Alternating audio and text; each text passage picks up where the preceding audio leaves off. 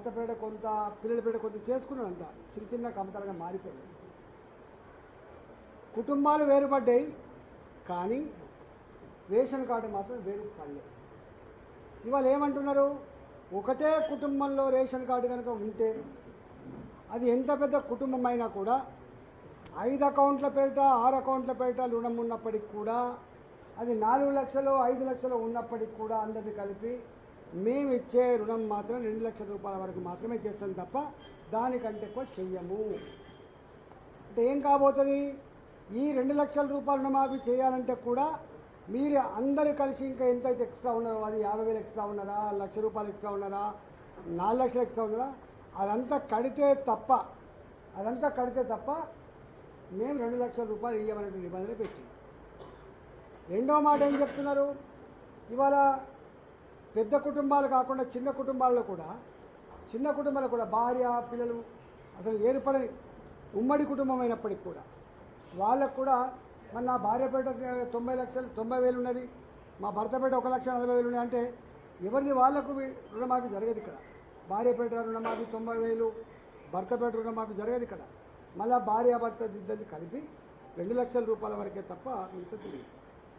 దీనిలో ఇంకొక కిరికిరి ఏం పెడుతున్నారు, మేము ఎప్పుడైతే అనౌన్స్ చేసినామో సోనియా గాంధీ గారి బర్త్డే డిసెంబర్ 9వ తారీఖు లోపు వరకే మా తప్ప ఆ తదుపరి ఉన్న వడ్డీ అంతా కూడా మీరే కట్టుకోవాలి. అనౌన్స్ చేసింది మీరు, డబ్బులు మీరు ఆనాడు ఇవ్వలేదు, 8 నెలల తర్వాత మీరు ఇస్తున్నారు.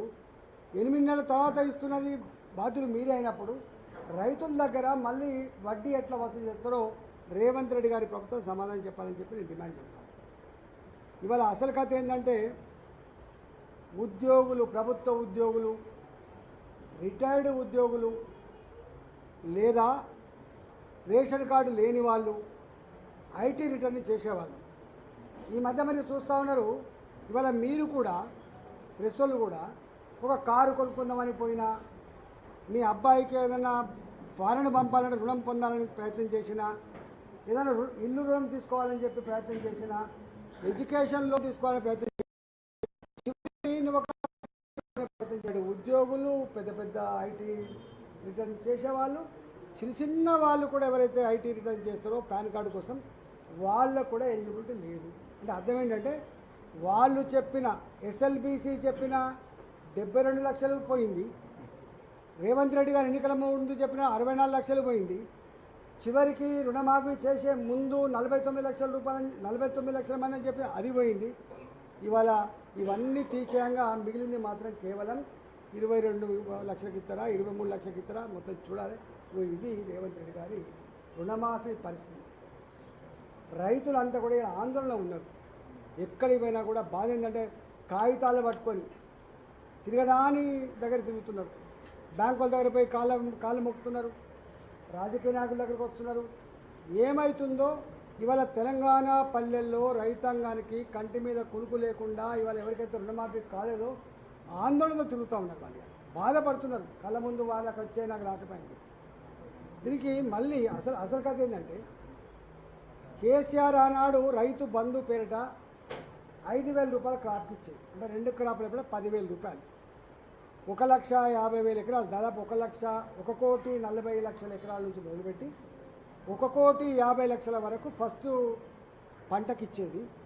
రెండవ పంట కోసం కూడా ఆల్మోస్ట్ 1,20,00,000 1,30,00,000 వరకు ఆల్మోస్ట్ ఇచ్చేది. రెండు కలిస్తే 2,80,00,000 మంది ఫార్మర్లకు 2,80,00,000 ఎకరాలకి వాళ్ళు రైతు బంధు ఇచ్చారు.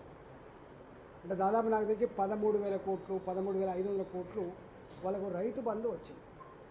వీళ్ళు ఏం చెప్పిండ్రు, రేవంత్ రెడ్డి గారు కేసీఆర్ ఇచ్చే ముష్టి 5,000 రూపాయలు అయింది, 7,500 రూపాయలు ఒక్కొక్క క్రాపు చొప్పున 2 క్రాపులకు కలిపి 15,000 కోట్ల రూపాయలు నేను ఇస్తాను.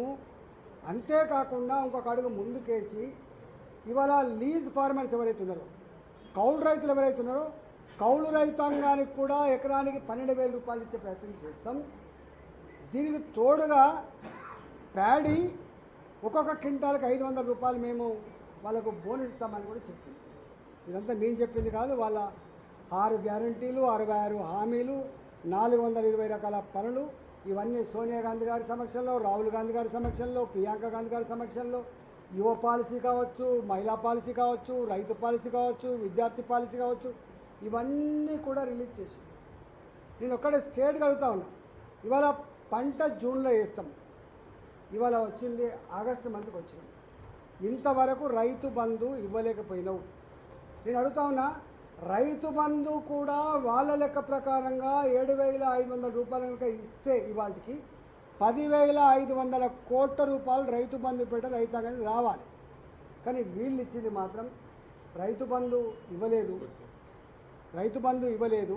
కానీ 1,49,000 రూపాయల లోపు రుణమాఫీ, 12,000 కోట్ల 12,095 కోట్ల రూపాయలు అయితే ఇచ్చినామనో రైతు బంధుకును దీన్ని సరిపోయింది.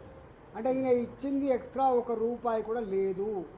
దీని మీద చర్చకు వస్తారా కాంగ్రెస్ పార్టీ నాయకులరా అని చెప్పి అడుగుతున్నారు. దీన్ని చర్చకు వస్తారని చెప్పి ఇవాళ ఈ ఇచ్చిన హామీలు అమలు చేసే దమ్ము లేక డైవర్టింగ్ పాలిటిక్స్ చేస్తున్నారు.